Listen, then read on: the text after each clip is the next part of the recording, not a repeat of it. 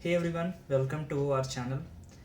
तो अभी तक हम लोगों ने C plus plus beginner course में देख लिया है कि कंट्रोल स्टेटमेंट्स क्या क्या होते हैं, कितने टाइप्स ऑफ कंट्रोल स्टेटमेंट्स होते हैं।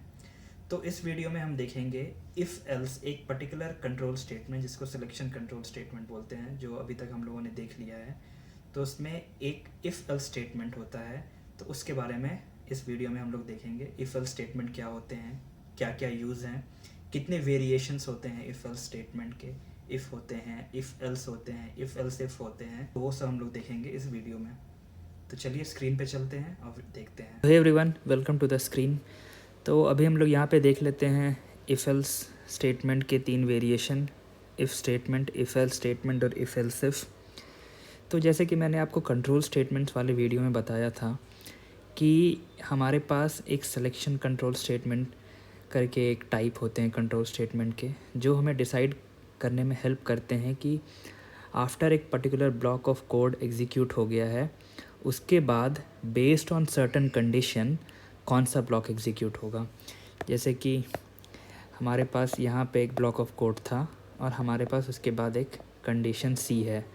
तो अगर कंडीशन सी ट्रू हो जाता है या कंडीशन सी फॉल्स हो जाता है, ट्रू होगा तो ये वाला ब्लॉक एग्जीक्यूट होगा, फॉल्स होगा तो ये वाला ब्लॉक एग्जीक्यूट होगा।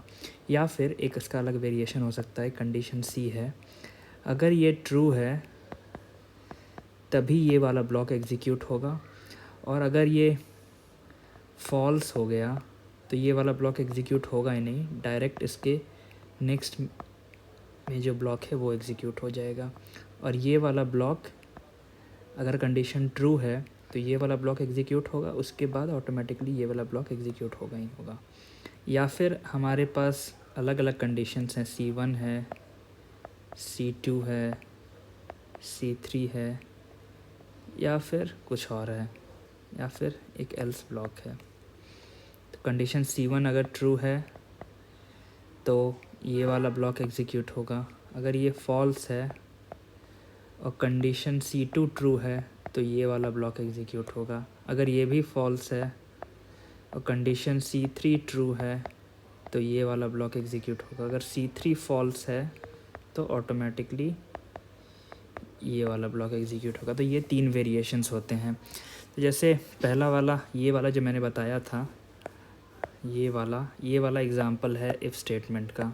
तो इसमें क्या होता है, ये सिंटेक्स है। सिंटेक्स मतलब कि फॉर्मेट किसी भी स्टेटमेंट का कैसे लिखते हैं। तो क्या होता है, इफ़ होगा, फिर उसके बाद ब्रैकेट में कॉमन ब्रैकेट या सर्कुलर ब्रैकेट में कंडीशंस होंगे, उसके बाद हमारा लूप बॉडी होगा। जैसे मैंने लिख लिया if x is greater than 5, तो सी आउट x। तो ये वाला ब्लॉक जो है ये तभी एग्जीक्यूट होगा जब ये कंडीशन ट्रू होगा। अगर x ग्रेटर देन 5 नहीं है तो ये वाला पार्ट स्किप हो जाएगा और उसके बाद वाले लाइंस प्रिंट होने लगेंगे। तो ये होगा इफ़ स्टेटमेंट। वैसे ही if else, if x is greater than 5, c out, print कर देंगे greater than 5, else c out, print कर देंगे लेस देन 5। इसमें भी क्या हुआ, हमारे पास एक कंडीशन था, अगर ये कंडीशन ट्रू है तो ये वाला ब्लॉक एग्जीक्यूट होगा, ग्रेटर देन 5 प्रिंट कर देगा। अगर ये कंडीशन फॉल्स है तो एल्स ब्लॉक एग्जीक्यूट होगा, लेस देन 5 प्रिंट कर देगा। फिर वैसे ही हमारे पास इफ़ एल्स इफ़ हैं। If x is greater than 50, तो c out greater than 50, else if x is greater than 40,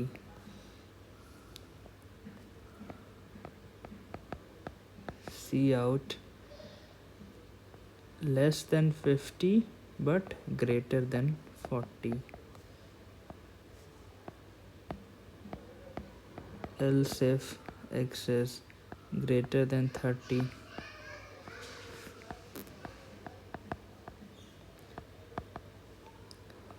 great less than 50 but greater than 30।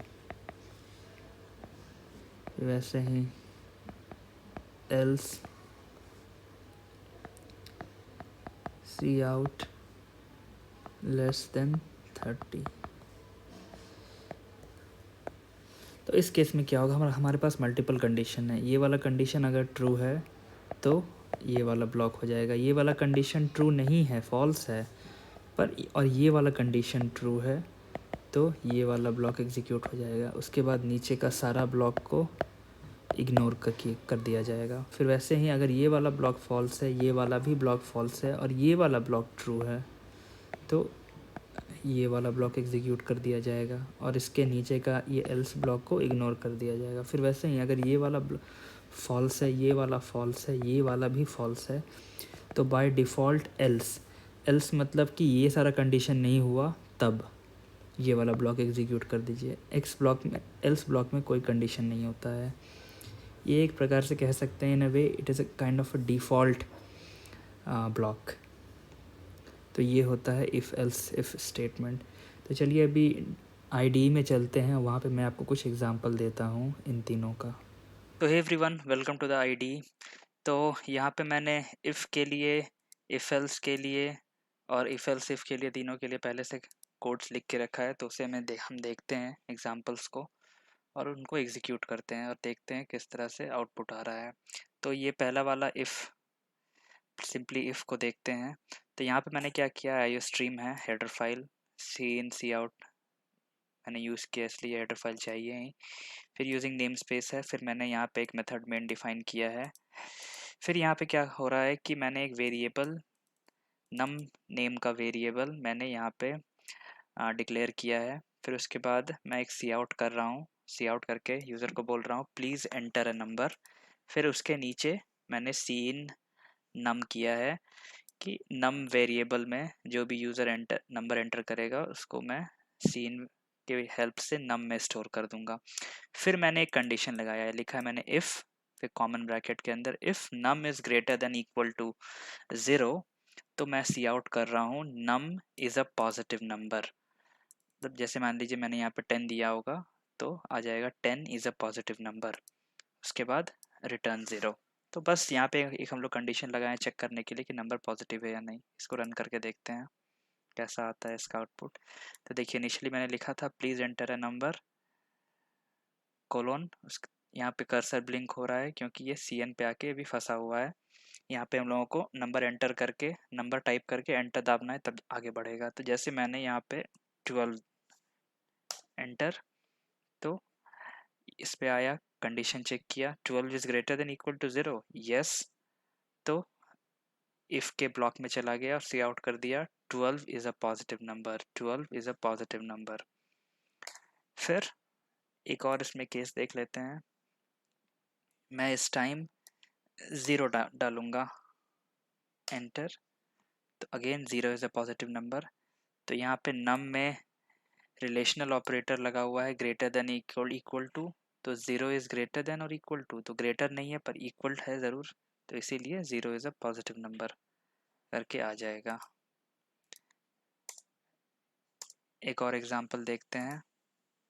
मैं इस बार कोई सा नेगेटिव नंबर डालूंगा, डाल देते हैं -14789, एंटर।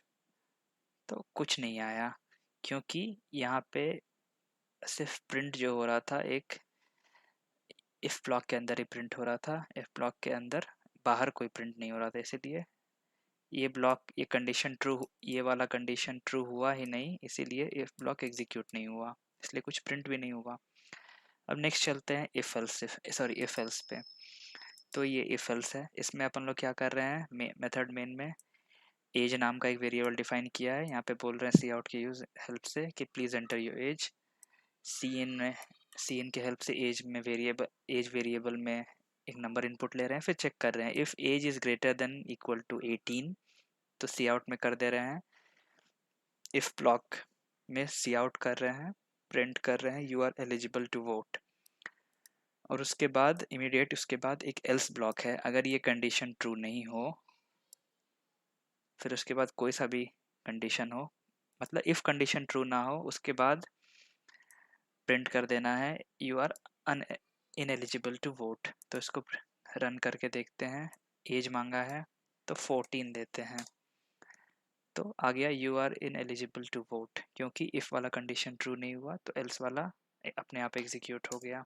अभी इस बार हम लोग 19 दे के देखते हैं। 19, तो you are eligible to vote. 19 is greater than equal to 18, yes, इसीलिए इफ ब्लॉक एग्जीक्यूट हो गया, एल्स ब्लॉक को छोड़ दिया गया। तो ये था हमारा इफ एल्स। नेक्स्ट और लास्ट में देखते हैं इफ एल्स इफ। तो इसमें हम लोग क्या कर रहे हैं कि अमाउंट एंटर करो, अमाउंट वेरिएबल डिक्लेयर कर रहे हैं AMT। फिर हम लोग यूज़र को बोल रहे हैं please enter your loan amount. फिर सीन के हेल्प से अमाउंट वेरिएबल में यूज़र इनपुट स्टोर कर रहे हैं। फिर कंडीशन लगा रहे हैं if amount is less than equal to 0, तो सी आउट में कर रहे हैं यू हैव नो लोन, मतलब 0 या 0 से कम है लोन, तो मतलब कोई लोन नहीं है आपके पास। Else if amount is greater than 0 and amount is less than equal to 10,000, मतलब 0 से 10,000 के बीच में है, तो you have a small loan. यहाँ देखिए एंड, लॉजिकल एंड लगा हुआ है, मतलब ये वाला कंडीशन भी ट्रू होगा और ये वाला कंडीशन भी ट्रू होगा, तभी ये होल कंडीशन को ट्रू माना जाएगा और तभी ये वाला एल्स इफ ब्लॉक एग्जीक्यूट होगा। एंड का वही था, दोनों कंडीशन ट्रू होना चाहिए तभी ट्रू होगा। तो ये एज अ होल से क्या, एक एज अ होल से क्या सिग्निफाई हो रहा है कि 0 से 10,000 के बीच में लिमिट अमाउंट होगा तभी ये वाला इफ ब्लॉक एग्जीक्यूट होगा। अगर ये वाला इफ ब्लॉक भी एग्जीक्यूट नहीं हुआ तो हम लोग चेक कर रहे हैं if amount is greater than 10,000, फिर again logical and amount is less than equal to 10 lakhs, मतलब 10,000 से 10 लाख के बीच में होगा अगर, तो सी आउट कर देंगे you have a significant loan. फिर अगेन इफ एल्स ब्लॉक है, सॉरी एल्स इफ ब्लॉक है, इसमें चेक कर रहे हैं amount is greater than 10 lakhs, logical and amount is less than, sorry यहाँ पे एक और ज़ीरो लगा देते हैं, amount is less than equal to 1 crore, तो you have a huge, sorry large loan. मतलब अगर इस कंडीशन से क्या सिग्निफाई हुआ, अगर 10 लाख से 1 करोड़ के अंदर लोन अमाउंट है तो, और एल्स फिर लगा दिया। ये एल्स किसके लिए होगा कि अगर आपका अमाउंट 1 करोड़ से भी बड़ा है तो then you have a huge loan. ठीक है, इसको रन करके देखते हैं। अब यहाँ पे मैं अमाउंट डालूंगा,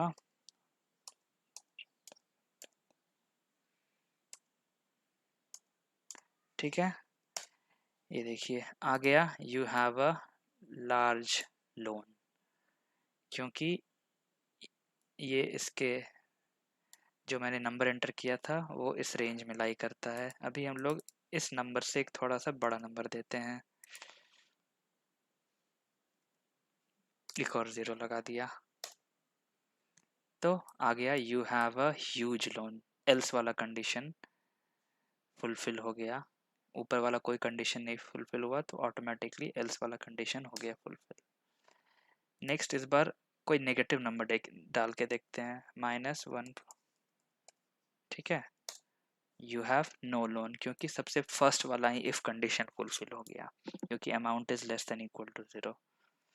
तो ऐसे करके आप चेक कर सकते हो ये सारे कंडीशन को। तो ये था हमारा इफ एल्स और इफ एल्स इफ। तो उम्मीद है आपको समझ में आया होगा सारा जो मैंने एग्जांपल दिया और सिंटेक्स मैंने बताया। अगर आपको कोई भी डाउट हो तो कमेंट सेक्शन को यूज़ कीजिए, मैं रिप्लाई करूँगा ज़रूर अगर आपको कुछ डाउट हो तो। And if you like this video, please do press the like button and subscribe to our channel if you want these type of content to get uploaded on this channel. And please press the bell icon because there are tons of content waiting to get uploaded. Thank you everyone.